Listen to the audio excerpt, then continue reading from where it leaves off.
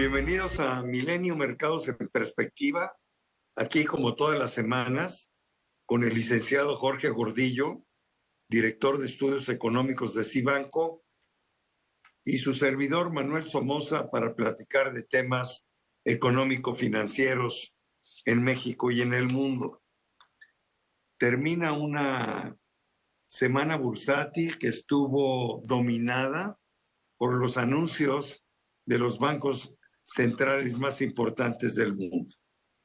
Y esto trajo como resultado que, por ejemplo, el índice Nikkei subiera el 5.3% en la semana, con lo cual acumula un rendimiento al 22 de marzo del 22%.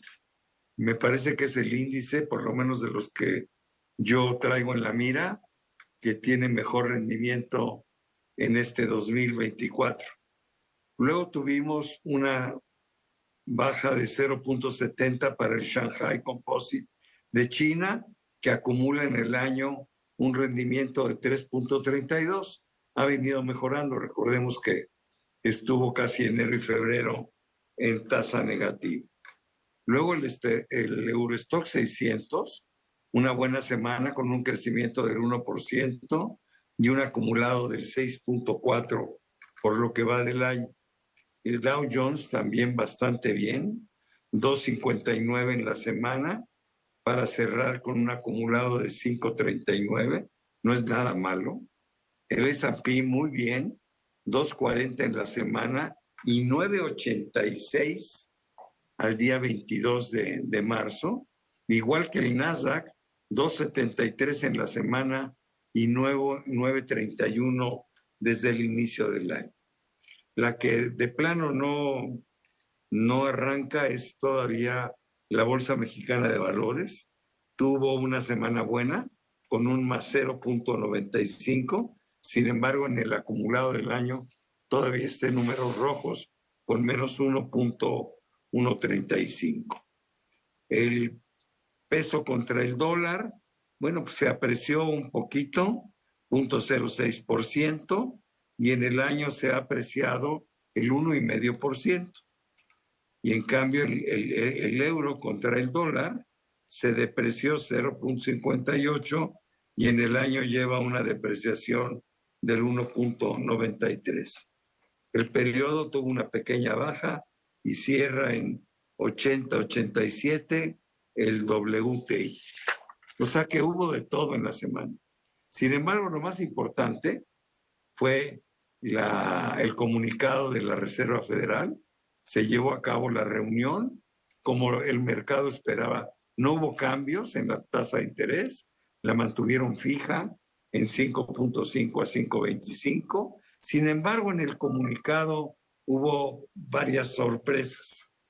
La primera es que se mantiene una expectativa de que pueda haber 3 bajas en lo que resta del año, de 1/4 de punto cada una, para bajar la tasa hacia 4.75.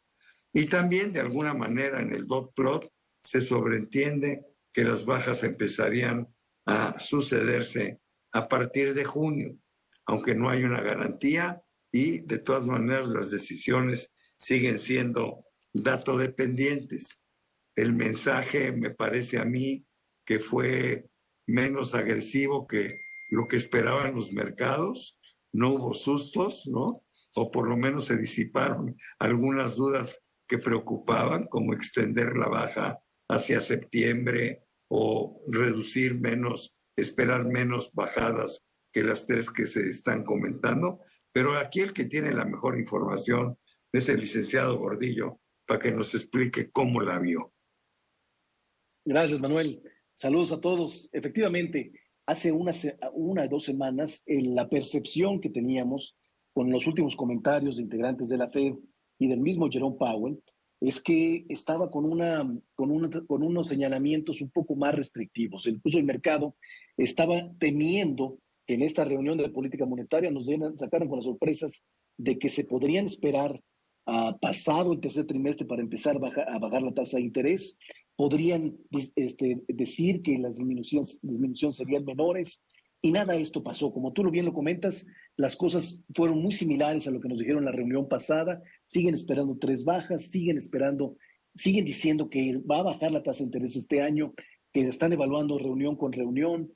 Entonces, de alguna manera el mercado se tranquilizó, y lo que nos gustó, además, consolidando todo, es que mejoraron incluso la expectativa de crecimiento económico, lo cual te refleja lo mejor que quiere escuchar el mercado, que la economía sigue fuerte, sostiene bien las altas tasas de interés, la inflación sigue bajando, y bueno, posiblemente nos da pie a un ciclo de baja de tasas de interés con una economía bastante deseable. Eso le gustó mucho a los mercados chinos.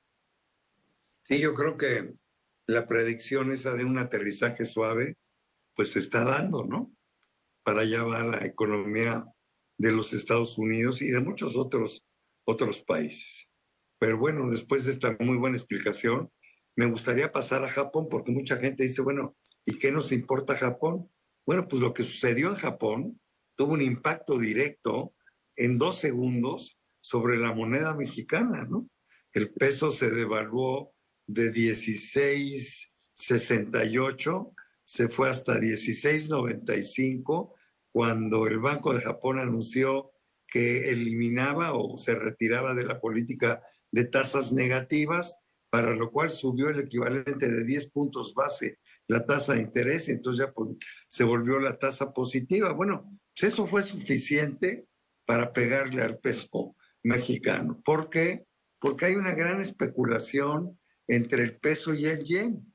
Hay muchos grandes fondos que piden yenes prestados, los venden y los invierten al 11%, bueno, al 11.25%, antes en pesos mexicanos. El costo del crédito pues debe de ser del 1,5%. Entonces, nada más se mete en un módico 9% de rendimiento mientras dura la operación.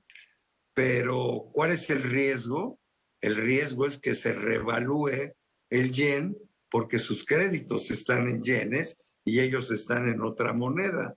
Y aquí, pues sí, se revaluó un poquito el yen, le quitó un poquito de atractivo a la operación, y eso hizo que le pegara al peso con cerca de 20 y tantos centavos. Entonces, aquí se ve cómo la economía está ligada, pero sobre todo cómo el peso está muy ligado a otras monedas por su gran liquidez, por su gran transactibilidad, y bueno, pues ahí tenemos eso. Pero ¿qué dijo el Banco de Japón, mi querido Jorge? No, lo describes muy bien, el efecto que generó esto. Y bueno, lo que pasa con Japón es lo que al revés del mundo, ¿no? Japón ha sufrido de una estagflación por muchos años, no tenía inflación, no tenía crecimiento, y entonces esta época inflacionaria le ha caído bien, le ha caído positivo, le está generando con crecimiento económico, y entonces ellos se van a dar el lujo de aprovechar esta coyuntura para empezar a aumentar tasas de interés, atraer capital de vuelta. Y bueno, eso es lo que estamos viendo en Japón, a diferencia del mundo que está queriendo recortar tasas de interés para tratar de salirse de este ciclo de miedo inflacionario. A Japón le beneficia la inflación, a diferencia del mundo. Muy bien. Oye, y también el gigante chino hizo algunos cambiecitos en su política monetaria, ¿no? ¿Por qué no comentas cuál fue la decisión del Banco Popular de China? Bueno, aquí esperábamos, es muy ambicioso su meta de crecimiento del gobierno chino, y esperábamos más incentivos por todos lados, y unos eran la mejor que bajara tasa de interés en sus préstamos de 1 y 5 años, cosa que no sucedió, y entonces ahí el mercado reaccionó negativamente por la expectativa que nos ha generado el gobierno. De acuerdo. Bueno, pues pasemos a México antes de que se nos acabe el tiempo. También México celebró su reunión de política monetaria. Sí, bajó la tasa de interés del 11.25 al 11% en una decisión dividida, 4 votos a favor, 1 en contra de los miembros de la Junta de Gobierno, pero pues no tuvo ningún efecto sobre la moneda. Yo creo que es porque estaba plenamente descontado, pero finalmente el peso se quedó sobre niveles de 16.75 después de la afectación de la decisión en Japón, y ya la decisión mexicana pues no tuvo gran impacto, ¿no? Pero además de de la reunión en la tasa, que me gustaría que lo comentaras tú, también salió el dato de la inflación de la primera quincena de marzo, y lo que más me preocupó, perdón, fue el dato sobre el crecimiento económico que estamos teniendo. ¿Cómo arranca la economía mexicana en este primer trimestre del año? Bueno, aquí son 3 puntos, voy a ir rápido. Primero, la decisión de política monetaria. Nosotros hemos dicho semana con semana que para nosotros la tasa de interés en México está muy alta. Subieron de más la tasa de interés a nuestro juicio.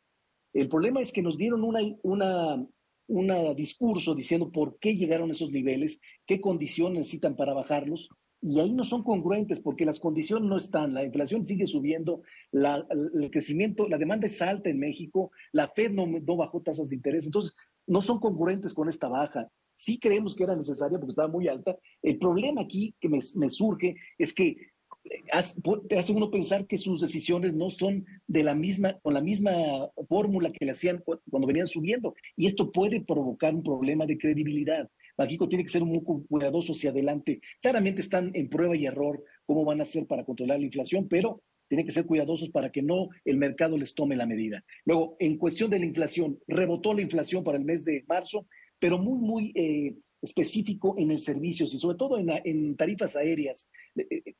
Sectores que fueron muy golpeados por la pandemia están aprovechando estos momentos para tratar de, a través de precios, recuperar lo que perdieron por muchos años. Esto debería de calmarse en los próximos meses. No es tan preocupante, pero sí debe tomarlo en cuenta Banxico. Y por último, la economía mexicana. Con los primeros datos de los primeros meses del año, estamos viendo un claro enfriamiento de la economía, sobre todo en el consumo, que no lo esperábamos. Esperamos que en el primer trimestre ahora la economía vaya a crecer menos del 2% en términos reales, lo cual pues pone en duda la expectativa o el pronóstico de 2.6 que teníamos para todo el resto del año. A lo mejor va a ser menor, y bueno, es todo un reto lo que vaya a pasar, incertidumbre, lo que vaya a pasar en el resto del año, porque es un año electoral donde muchas cosas en contra o divididas pueden pasar.